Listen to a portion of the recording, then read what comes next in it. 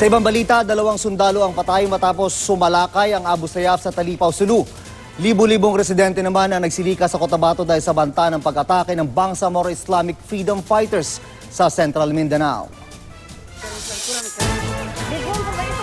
Imbis na maghanda para sa bagong taon sa kanilang mga bahay, nagkumpul-kumpol ang mga residente sa lumang gusali na ito sa Bidsayap, Cotabato. Napilitan silang lumikas para takasan ng gulo sa iba't ibang bahagi ng Central Mindanao. Nagbanta kasi ng pag-atake ang Bangsamoro Islamic Freedom Fighters o BIFF. Bukod pa riyan ang mga nagaganap na rido o clan war sa iba't ibang lugar. Nagbaril na. Nagtutok naman siya kanina. Malakas. May takot pa rin nararamdaman ng isang mamamahayag matapos siyang ma-hostage kasama ang kanyang pamilya sa Pigkawayan, Cotabato. Ang nangyari, pagka tingin ho namin na talagang iba, hindi naman mga sundalo yung humarang sa amin, yun pala yung mga BIFF na. At nangyari na nga na hostage po kami.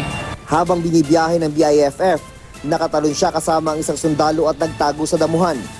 Hawak pa noon ng BIFF ang kanyang pamilya na ginamit na human shield.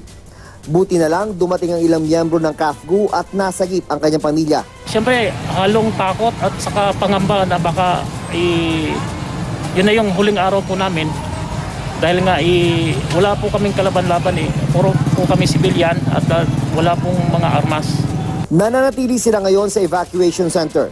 Sa ngayon, 10 sibilyan at 4 na miyembro ng BIFF ang nasawi. Naka-full alert na ang puwersa ng militar sa Central Mindanao habang nagpapatuloy ang banta ng BIFF. Una nang kinundina ng gobyerno ang pag-atake ng BIFF sa ilang probinsya sa Mindanao. Sa Talipao, Sulu, 2 sundalo naman ang patay habang isa pa ang sugatan.